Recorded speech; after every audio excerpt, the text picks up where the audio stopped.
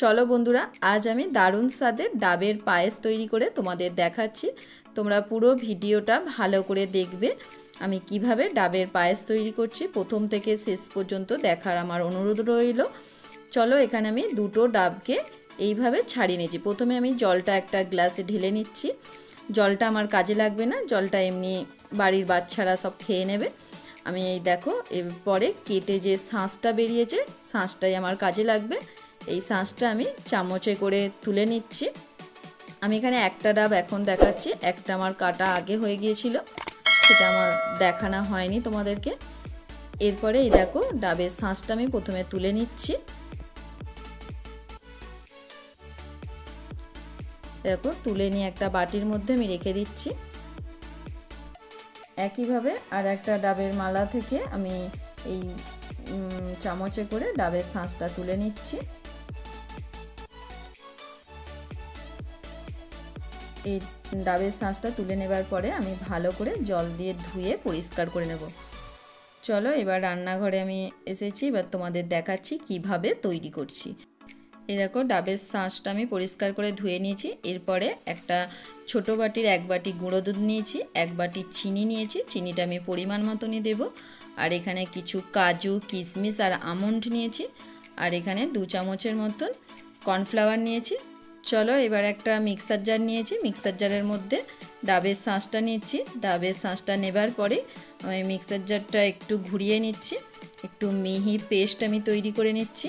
তোমরা এটা শিলনোড়াতেও বাটতে পারো, হয়তো শিলনোড়ায় বাটতে একটু অসুবিধা হবে, স্লিপ খেয়ে যেতে পারে, তাই আমি মিক্সার জারের মধ্যেই একটু পেস্ট করে নিচ্ছি। এরপরে এখানে যে কাজু, কিশমিশ আর আমন্ড নিয়েছি সেগুলো ছোট ছোট করে টুকরো করে নিচ্ছি।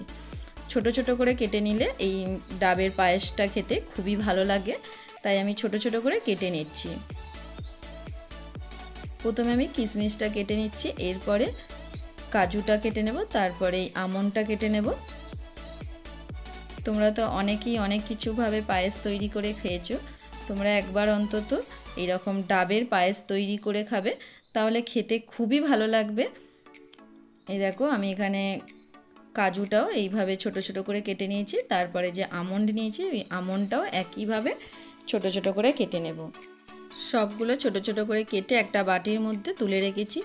এরপরে যে আমি পেস্টটা তৈরি করেছি সেটা আমি তোমাদের দেখাচ্ছি। এই দেখো, এই রকম মিহি একটা পেস্ট তৈরি করতে হবে। চলো, এবার গ্যাসের মধ্যে একটা কড়া বসাই। কড়া বসিয়ে আমি অল্প জল দিচ্ছি। এখানে 1 গ্লাসের মতন জল দিয়েছি, যেহেতু গুঁড়ো দুধের হচ্ছে। তোমরা এটা গরুর দুধেরও তৈরি করতে পারো কিংবা প্যাকেট দুধেরও করতে পারো। আমি এখানে গুঁড়ো দুধেরই করছি। গুঁড়ো দুধের হলে গুঁড়ো দুধের যে একটা সেন্ট আছে, সেই জন্যে পায়েসটা খেতে খুবই ভালো লাগে। আমি এখানে 4 চামচের মতন গুঁড়ো দুধ দিয়ে দিচ্ছি জলের মধ্যে। জলটা হালকা গরম হবার পরেই গুঁড়ো দুধটা দিতে হবে, তাহলে খুব ভালো করে গলে যাবে। এই দেখো, গুঁড়ো দুধটা মোটামুটি জলের সঙ্গে গুলে গেছে। এবার হালকা গরম অবস্থাতেই আমি এখানে একটা বাটির মধ্যে এরকম ছোট হাতার 1 হাতা আমি তুলে রাখছি। এটা কর্নফ্লাওয়ারটা গোলার জন্যে আমি তুলে রাখছি। তুলে এখন ঠান্ডা করতে দিচ্ছি।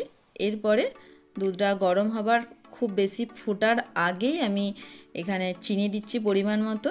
চিনি দেবার পরে দুধটা ফুটে উঠেছে। দুধটা একটু ঘন করে নিতে হবে, খুব বেশি ঘন করার দরকার নেই, যেহেতু গুঁড়ো দুধের হচ্ছে। এখানে যদি এটা গরুর দুধের হতো তাহলে একটু বেশি করে জাল করে নিতে হতো।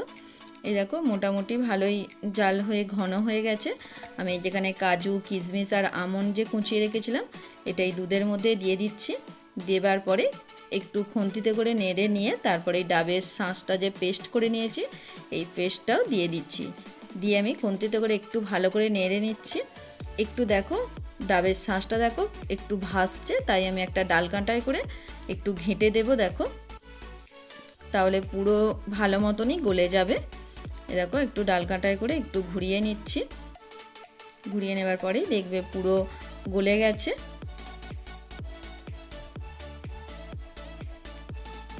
এই দেখো, এবার আমি যে দুধটা তুলে রেখেছিলাম 1 হাতা, তার মধ্যে 2 চামচ কর্নফ্লাওয়ার নিয়ে আমি গুলে নিচ্ছি। এবার যে ডাবের পায়েসটা যে ফুটে উঠেছে, আমি এরপরেই এই কর্নফ্লাওয়ার আর দুধটার মিশ্রণটা দিয়ে দিচ্ছি। দিয়ে আমি কিছুক্ষণ খুন্তিতে করে নেড়ে নাবিয়ে নেব। তোমরা এই ডাবের পায়েসটা একবার বাড়িতে তৈরি করবে। কেমন লাগে আমাকে কমেন্ট করে জানাবে। যদি ভালো লাগে তাহলে লাইক শেয়ার অবশ্যই করবে। আর আমার এই চ্যানেলটাকেও সাবস্ক্রাইব করে পাশের বেল ঘন্টিটাও বাজিয়ে দিও, তাহলে এরকম নিত্য নতুন রেসিপি তোমরা সবার প্রথমে দেখতে পাবে।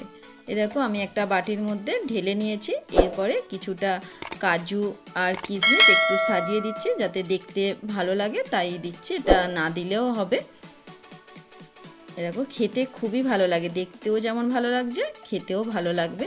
আজ তবে আসি, তোমরা ভালো থেকো, সুস্থ থেকো।